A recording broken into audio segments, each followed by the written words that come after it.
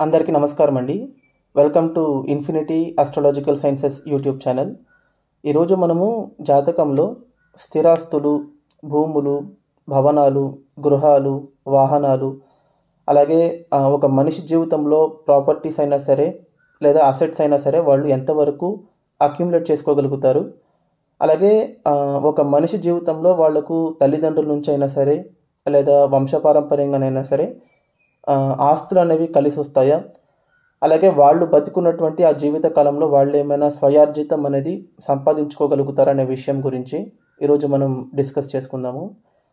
So first of all మనం ఒక మనిషి జాతకంలో వాళ్లకు ప్రాపర్టీస్ అయినా సరే అసెట్స్ అయినా సరే కలిసి వస్తాయా, ఉంటాయా, వాటిని వాళ్ళు సేకరించుకోగలుగుతారా అనే విషయం గురించి మాట్లాడుకునేటప్పుడు మనం అందరం జనరల్గా జాతకంలో ఉన్నటువంటి 4 ఇంటిని చూస్తామండి. ఎందుకంటే జాతకంలో మనకు 4 ఇల్లు అనేది సుఖస్థానం అవుతుంది. సో ఎప్పుడైనా సరే మన జీవితంలో మనం అనుభవించేటటువంటి భౌతిక సుఖాలు ఏవైతే ఉంటాయో, అది వాహన సుఖం అవ్వచ్చు, గృహ సుఖం అవ్వచ్చు, వసతి సౌకర్యాలు అవ్వచ్చు, మౌలిక సదుపాయాలు అవ్వచ్చు, మాతృసుఖం అవ్వచ్చు. సో ఇలాంటివన్నీ మనకు జాతకంలో చతుర్థ స్థానమే నిర్ణయిస్తుంది. సో ఇప్పుడు చతుర్థ స్థానము అలాగే చతుర్థ స్థానాధిపతి ఒక మనిషి జాతకంలో ఎలా ఉన్నారు, చతుర్థ స్థానాధిపతి బలాబలం ఎలా ఉంది, చతుర్థ స్థానం మీద ఉన్నటువంటి గ్రహ ప్రభావం ఏంటి, వీటి వల్ల కలిగేటటువంటి ఇన్ఫ్లుయెన్సెస్ ఎలా ఉంటుందో అది ఒక మనిషి జీవితంలో వాళ్ళు అనుభవించగలిగే సుఖాన్ని నిర్ణయిస్తుందండి. కానీ ఇక్కడ ఏంటంటే జనరల్గా ఇప్పుడు చాలామంది కుటుంబాల్లో పేదరికంలో పుట్టి, అంటే తల్లిదండ్రులకు పెద్దగా ఎటువంటి ప్రాపర్టీస్ కానీ సంపద కానీ లేకుండా స్టార్టింగ్ స్టేజ్ నుంచి వాళ్ళు ఫ్రమ్ ద స్క్రాచ్ డెవలప్ అయ్యి వాళ్ళే ఆస్తుని సంపాదించుకోగలుగుతారా, అంటే వంశపారంపర్యంగా ఎటువంటి అసెట్స్ లేకుండా వాళ్ళ యొక్క అర్నింగు, వాళ్ళ యొక్క సంపాదన మీదే ఆధారపడి భూములు సంపాదించుకునే యోగం ఉంటుందా అనేది ఎలా తెలుసుకోవాలి అని అంటే, ఎప్పుడైనా సరే జాతకంలో మనకు ఫస్ట్ ఆఫ్ ఆల్ ప్రాపర్టీసు, ఆస్తులు, భూములు ఇలాంటివన్నీ అక్యుములేట్ చేసుకోగలుగుతామా అనేది ఎప్పుడైనా సరే మనకు అర్థత్రికోణం అనేది నిర్ణయిస్తుందండి. అంటే జాతకంలో ఉన్నటువంటి 2వ ఇల్లు, 6వ ఇల్లు, అలాగే 10వ ఇల్లు, ఈ మూడు స్థానాలు అనేవి మన జీవితంలో మనం అక్యుములేట్ చేసుకునేటటువంటి ఫిజికల్ థింగ్స్ని సూచిస్తుంది. సో ఎప్పుడైతే ఈ అర్థత్రికోణం అనేది మనకు లాభస్థానంతో కనెక్ట్ అవుతుందో, లాభము అలాగే సుఖస్థానం, అప్పుడు అది మనకు జీవితంలో మన చేతులారా మనం పనిచేసి మనము శ్రమించి మనము సంపాదించుకునేటటువంటి యోగాన్ని ఇస్తుందండి. అంటే ఎప్పుడైనా సరే 2nd, 4th లేదా 6th, 4th లేదా 10th, 4th ఇలాంటివి మనకు కనెక్ట్ అయ్యేటప్పుడు జాతకంలో మనమే సొంతంగా ఎఫర్ట్ పెట్టి మన సొంత సంపాదనతో మనము భూములు కానీ ఆస్తులు కానీ సంపాదించుకునే కెపాసిటీని ఇస్తుంది మనకు.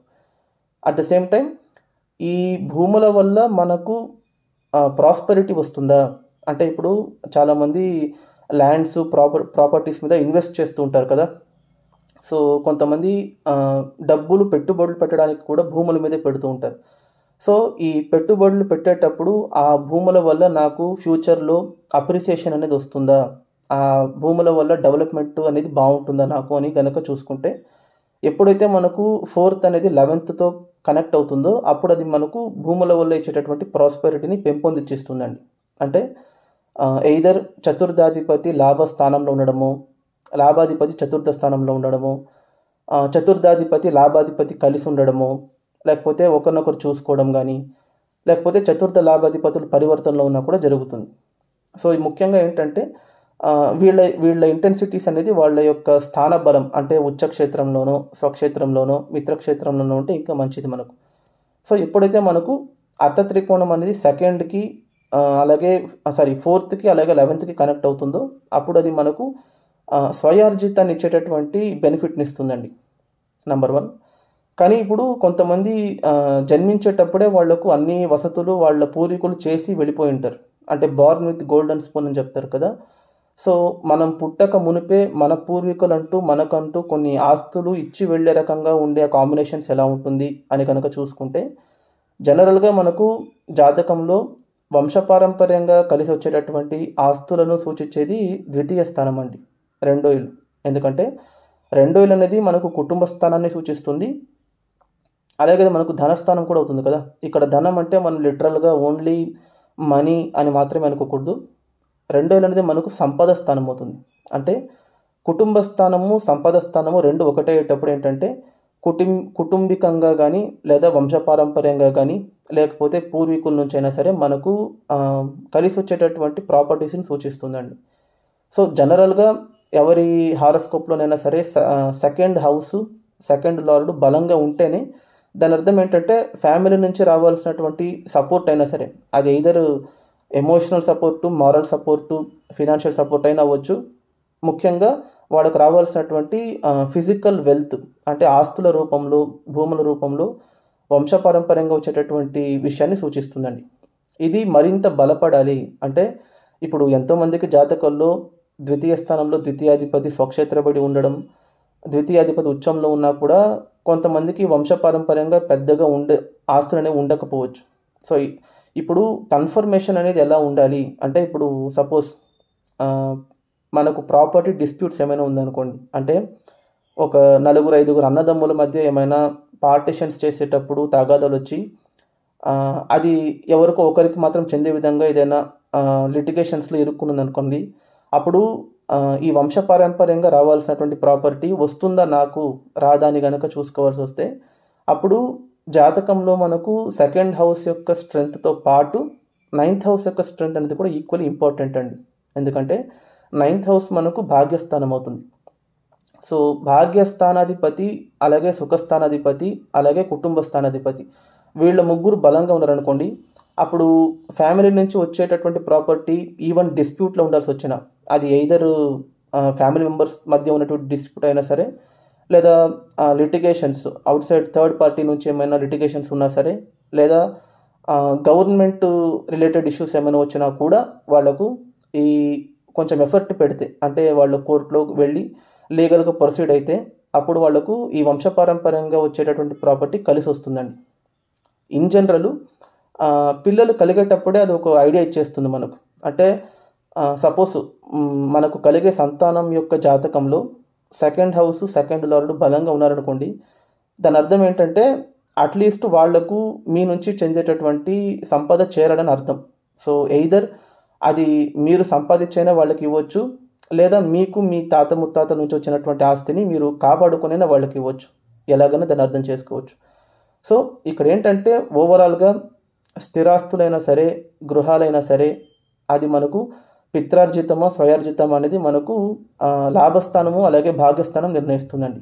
ఎప్పుడైతే ఒక మనిషి జాతకంలో బోత్ 9th, 11th, 4th 3 బలంగా ఉండి అర్థ త్రికోణానికి కనెక్ట్ అవుతుందో అప్పుడు వాళ్లకు వంశపారంపర్యంగానూ ఆస్తి వస్తుంది, అలాగే వాళ్ళు స్థిరాస్తులు సంపాదించుకోగలుగుతారు, అది కాపాడుకోగలుగుతారు, అట్ ద సేమ్ టైం వాళ్ళ నెక్స్ట్ జనరేషన్ కూడా ఇవ్వగలుగుతారు. ఇక్కడ అన్నిటికంటే మెయిన్ థింగ్ ఏంటంటే ద్వితీయ స్థానము, దశమ స్థానంతో పాటు 6వ ఇల్లు అనేది ఎందుకు ఇంపార్టెంట్ అని చెప్తున్నానంటే మనకు ఉన్నటువంటి ప్రాపర్టీసు ఫ్యూచర్లో ఎటువంటి లిటిగేషన్స్కి దారి తీయకూడదు అని అంటే 6వ ఇల్లు బాగుండాలండి. అంటే ప్రాపర్టీ విషయంలో ఎటువంటి డిస్ప్యూట్స్ రాకుండా, ఎవరో ఒకరు వచ్చి కబ్జా చేసేయకుండా, లేకపోతే గవర్నమెంట్ హ్యాండ్ ఓవర్ చేసుకోకుండా, ఇప్పుడు చాలామంది ఇప్పుడు కాంప్లెక్సెస్ కట్టి రోడ్ వైడనింగ్లో వెళ్ళిపోవడం, లేకపోతే మనం కొనుక్కున్నటువంటి భూమి మీద ఏదైనా ఒక రోడ్ రావడం, రోడ్ ప్రాజెక్ట్ కానీ గవర్నమెంట్ ప్రాజెక్ట్ కానీ రావడం, డ్యామ్ రావడం, ఇలాంటివన్నీ జరిగేటప్పుడు ఏంటంటే అది మనకు 6th హౌస్ అఫ్లిక్ట్ అయ్యి 4th హౌస్ బలంగా ఉంటే ఇలాంటి ఇన్సిడెంట్స్ జరుగుతాయండి. అంటే లైఫ్లో మనకున్నటువంటి ప్రాపర్టీస్ని సెక్యూర్గా ఉంచుకోగలుగుతామా లేదా, దానివల్ల ఎటువంటి ప్రాబ్లము ఉండదు, పరాయి వాళ్ళు వచ్చి దాన్ని ఆక్రమించుకుంటారా లేదా అనే విషయాన్ని మనకు 6వ ఇల్లు నిర్ణయిస్తుంది. సో ఎప్పుడైతే ఇప్పుడు 4వ ఇల్లు బలంగా ఉన్నంత మాత్రాన వాళ్ళకు భూములు కలిసి వచ్చేస్తాయని కాదు, 4వ ఇంటితో పాటు 6వ ఇంటి యొక్క బలం అనేది మనకు ఆ భూముల వల్ల సుఖంగా ప్రశాంతంగా ఉండగలుగుతామనే విషయాన్ని సూచిస్తుంది. ఇప్పుడు ఎంత భూములు ఉన్నా కూడా అన్ని డిస్ప్యూట్స్లో ఉన్నాయనుకోండి, ఆ భూములు కాపాడుకోవడానికే సగం జీవితం సరిపోతుంది. మళ్ళీ ఆ భూముల్లో మనం ఏది పంటలు పండలేము, ఇల్లు కట్టుకోలేము, ఏది చేయలేం. అంటే సుఖపడడానికి మెయిన్ రీజన్ ఎక్కడ 4వ ఇల్లు కాదండి, 6వ ఇంటి యొక్క బలం అనేది ఒక మనిషి తన ప్రాపర్టీని సెక్యూర్గా పీస్ఫుల్గా ఉంచుకోగలుగుతారని లేదా అనే విషయాన్ని సూచిస్తుంది.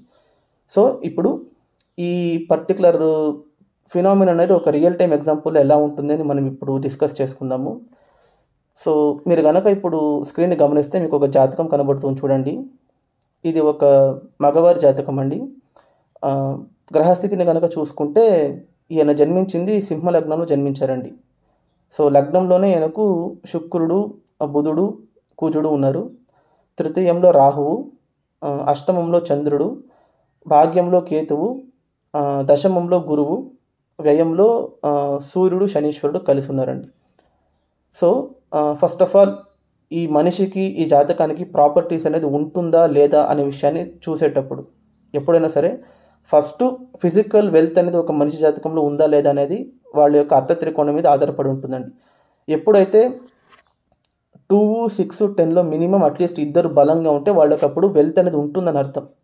ఇక్కడ చూడండి, ద్వితీయాధిపతి బుధుడు లగ్నంలో ఉన్నారు, న్యూట్రల్ ప్లేస్మెంట్లో ఉన్నారు. అలాగే ఆయన ఎలా ఉన్నారు అక్కడ ఇంకొక అర్థ త్రికోణాధిపతి దశమాధిపతి అయినటువంటి శుక్రుడితో పాటు కలిసి ఉన్నారు. సో అక్కడ మీకు 2, 10 కనెక్ట్ అవుతుంది. At the same time 6th lord ఎలా ఉన్నారు చూడండి, ఆయన లగ్నాధిపతితో పాటు కలిసి విపరీత రాజయోగంలో 12th హౌస్లో ఉన్నారు. అంటే షష్టమ స్థానాధిపతి అయినటువంటి శనీశ్వరుడు విపరీత రాజయోగంలో ఉంటూ షష్టమ స్థానాన్ని చూసుకుంటున్నారు. అంటే శని ఆయన ఇంటిని ఆయన చూసుకుంటున్నారు. సో అప్పుడు ఏమవుతుందంటే ద్వితీయ స్థానము బలపడుతుంది, షష్టమ స్థానము బలపడుతుంది, దశమ స్థానము బలపడుతుంది ఇక్కడ నంబర్ 1. సో ఇప్పుడు అర్థ త్రికోణం అనేది మీకు బలంగా ఉందంటే వాళ్ళకు వెల్త్ అనేది కన్ఫర్మ్ అయినట్టు భావించాలి మనం. అది సంపద అంటే ఏ రకంగానైనా, డబ్బుల రూపంలోనైనా, నగల రూపంలోనైనా, కుటుంబం రూపంలోనైనా, లేకపోతే పదవి రూపంలోనైనా, లేకపోతే ఆస్తుల రూపంలోనైనా. సో ఇప్పుడు ఇది ఆస్తుల రూపంలో అంటే ప్రాపర్టీస్ రూపంలో ఉంటుందా లేదా అని కన్ఫర్మ్ చేసుకోవడానికి మనం 4th లార్డ్ యొక్క కండిషన్ చూడాలండి. ఇందాక నేను చెప్పినట్టు ఈ 2, 6, 10 అనేది 4th లింక్ అయ్యేటప్పుడు అది మనకు ఫిజికల్ అసెట్స్ అంటే ల్యాండ్స్, ప్రాపర్టీస్ని ఇస్తుంది. సో ఇక్కడ కనుక చూసుకుంటే మీకు ధనాధిపతి, దశమాధిపతి ఇద్దరు కలిసి చతుర్థాధిపతి అయినటువంటి కుజుడితో పాటు కలిసి ఉన్నారు అక్కడ. సో అక్కడ మీకు 2, 4 లింక్ అవుతూ ఉంది, 10, 4 లింక్ అవుతూ ఉంది. అట్ ద సేమ్ టైం భూస్థానాధిపతి, భూకారకుడు కుజుడు లగ్నంలో ఉంటూ మిత్రక్షేత్రంలో ఉంటూ యోగకారకుడిగా ఉంటూ ఆయన స్థానాన్ని అంటే భూకారకుడు, భూస్థానాధిపతి అయినటువంటి కుజుడు భూస్థానాన్ని చూసుకుంటూ ఉన్నారు. చతుర్థాధిపతి చతుర్థ స్థానాన్ని చూసుకుంటున్నారు. సో దాని అర్థం ఏంటి, ధనాధిపతి, భూస్థానాధిపతి ఇద్దరు కలిసి ఉన్నారు, కర్మాధిపతి, భూస్థానాధిపతి కలిసి ఉన్నారు, భూస్థానాధిపతి యోగకారకుడిగా ఉండి లగ్నంలో రాజయోగంలో ఇన్వాల్వ్ అయ్యి ఆయన స్థానాన్ని ఆయన చూసుకుంటున్నారు. సో అప్పుడు ఏంటంటే ఈయనకు లైఫ్లో మోస్ట్ ప్రామినెంట్ థింగ్ ఏదైనా ఉంది అంటే అది ఆస్తులే, అంటే ల్యాండ్స్, ప్రాపర్టీస్ ఆయనకు ఎక్కువ కలిసి వస్తుంది. ఓకేనా. సో ఇప్పుడు వెల్త్ కన్ఫర్మ్ అయింది, ఆ వచ్చేటటువంటి సంపద కూడా భూముల రూపంలో, ఆస్తుల రూపంలో కన్ఫర్మ్ అయింది. సో ఇప్పుడు ఆ భూములు, ఆస్తులు అనేవి ఆయన సంపాదించుకునేటటువంటి స్వయార్జితంగా వస్తాయా లేకపోతే వంశపారంపర్యంగా వస్తుందా అంటే పిత్రార్జితం రూపంలో వస్తుందా అని కన్ఫర్మ్ చేసుకోవాలి. సో నేను చెప్పినట్టు ఇందాక ఈ 4th అనేది మనకు 11th లింక్ అయ్యేటప్పుడు అది మనకు స్వయార్జితానికి దారితీస్తుందండి. అలాగే ఈ 4th అనేది 9th లింక్ అయ్యేటప్పుడు అది మనకు పిత్రార్జితానికి దారితీస్తుంది. ఇక్కడ చూసుకుంటే చతుర్థాధిపతి అయినటువంటి కుజుడు ధన లాభాధిపతి అయినటువంటి బుధుడితో పాటు కలిసి ఉన్నారు. సో అప్పుడు ఏంటంటే ఈయన టెన్యూర్లో అంటే ఈయన బతికుండేటప్పుడు ఈయనే కష్టపడి, ఈయనే శ్రమించి, ఈయనే భూములు తీసుకునేటటువంటి యోగాన్ని కూడా ఇస్తుంది అది మనకు. అంటే స్వయార్జితం సంపాదించుకునే ఎబిలిటీ ఉంటుంది ఆయనకు number 1. At the same time చతుర్థ స్థానాన్ని చూడండి మీరు, భాగ్యాధిపతి అయినటువంటి కుజుడు ఎవరైతే ఉన్నారో ఆయన కూడా చూస్తున్నారు. అంటే భాగ్యాధిపతి చతుర్థాధిపతి అయ్యి భూస్థానాన్ని చూస్తున్నారు. సో అప్పుడు ఏమవుతుందంటే పిత్రార్జితం అనేది ఆయనకు కలిసి వస్తుంది, స్వయార్జితము ఉంటుంది. సో దానివల్ల ఏమవుతుందంటే ఆస్తులు అనేవి 2 వైపుల నుంచి వచ్చే ఛాన్స్ అనేది ఉంటుంది ఆయనకు. సో ఇప్పుడు నిజ జీవితంలో ఈయన లైఫ్ని కనుక మనం చూసుకుంటే ఈయన జన్మించింది వచ్చేసి గురుదశలో జన్మించారండి. 1 సంవత్సరం బ్యాలెన్స్ ఉంది.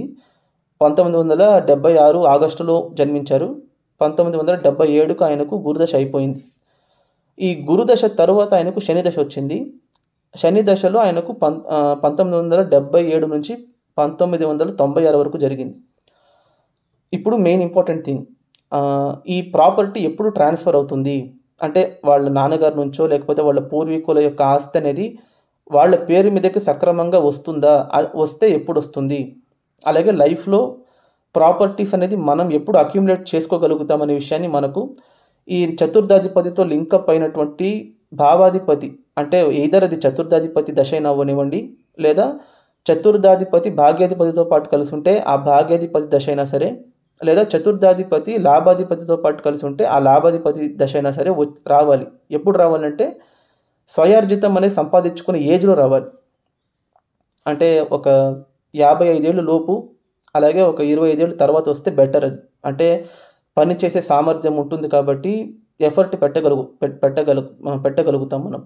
అంతేగాని ఒక 20 ఇయర్స్ లోపు వచ్చేస్తేనో లేకపోతే ఒక 65 ఇయర్స్ తర్వాత వస్తేనో అప్పుడు కొంచెం ఇతరత్ర రాజయోగాల మీద అది డిపెండ్ అవుతుంది, మనకు ఆస్తులు వస్తాయా లేదా అనేది. ఇక్కడ కనుక చూసుకుంటే కరెక్ట్గా ఆయనకు 1996లో శని దశ అయిపోయిందండి. ఈ 96 తర్వాత ఆయనకు బుధ దశ స్టార్ట్ అయింది. ఇది మోస్ట్ ఇంపార్టెంట్ దశ. ఎందుకు చెప్తున్నాను అని అంటే బుధ దశలో ఆయనకు అన్ని యోగాలు రావాలి. ఎందుకంటే ఆయన చతుర్థాధిపతితో లింక్ అయి ఉన్నారు, ఆయనే ధనలాభాధిపతి కూడా అవుతున్నారు. ఇప్పుడు స్వయార్జితాన్ని కూడా బుధుడు ఇవ్వాలి ఒకటి, అలాగే చతుర్థాధిపతి భాగ్యాధిపతి ఆయన బుధుడితో పాటు కలిసి ఉండేటప్పుడు పిత్రార్జితాన్ని కూడా ఇవ్వాలి ఆయన. సో కరెక్ట్గా బుధ దశ స్టార్ట్ అయ్యేటప్పుడు ఆయన ఏజ్ కరెక్ట్గా 20 సంవత్సరాల నుండి. సో ఆయనకి ఏంటంటే 1996లో బుధ దశ స్టార్ట్ అయింది. 2004లో వాళ్ళ నాన్నగారు చనిపోతున్నారు. అంటే వాళ్ళ నాన్నగారి యొక్క డెత్ అనంతరం అది ఆటోమేటిక్గా ఆయన పేరు మీదకి వచ్చింది.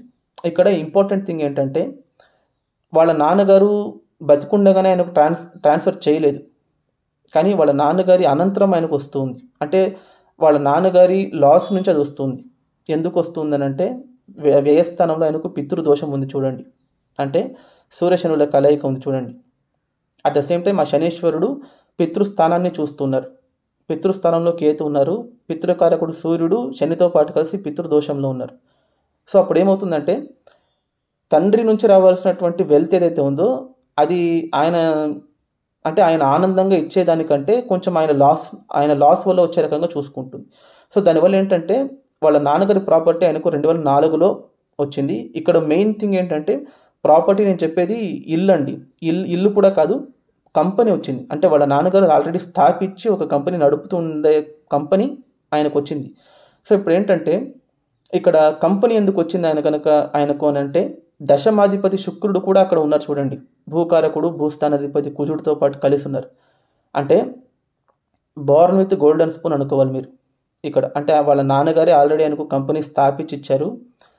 అది అలాగే వాళ్ళ ఇల్లు, అలాగే కమర్షియల్ ప్రాపర్టీ ఒక 2 స్థలాలు, ఈ 2 ఆయనకు వాళ్ళ నాన్నగారు అనంతరం కంప్లీట్గా ఆయనకే వచ్చింది. అంటే ఒక్కరికి కూడా కనుకోండి ఒకటి.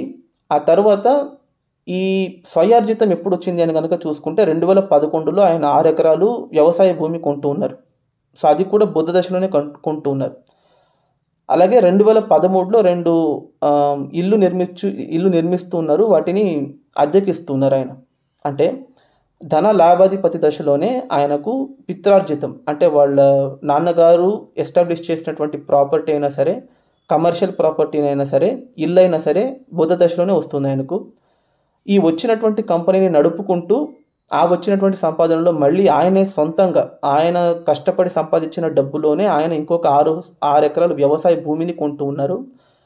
అలాగే ఆయన సంపాదించుకున్నటువంటి డబ్బులోనే వాళ్ళ నాన్నగారు ఇచ్చినటువంటి ప్రాపర్టీలో 2 ఇల్లు కట్టి అది అద్దెకు కూడా ఇస్తున్నారు ఆయన.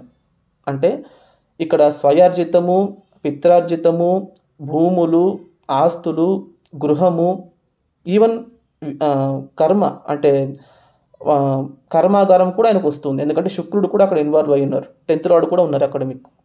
సో ఈ భూయోగం అనేది ఎప్పుడు వస్తుందంటే మెయిన్గా ప్రాస్పెరిటీని ఇచ్చేటటువంటి దశ ఆ ఏజ్ గ్రూప్లో రావాలి. అంటే ఒక అబౌట్ 25 టు బిలో 55 ఉంటే ఇంకా బెటర్ మనకు, ఓకేనా.